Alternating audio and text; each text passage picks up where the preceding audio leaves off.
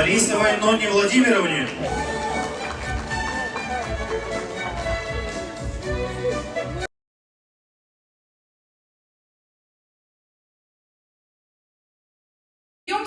Клянемся поддерживать всеми силами честь и благодарные традиции медицинского сообщества, способствовать развитию профессионального сотрудничества, продолжать работу по созданию и поддержанию высоких стандартов и качеств сестринского ухода.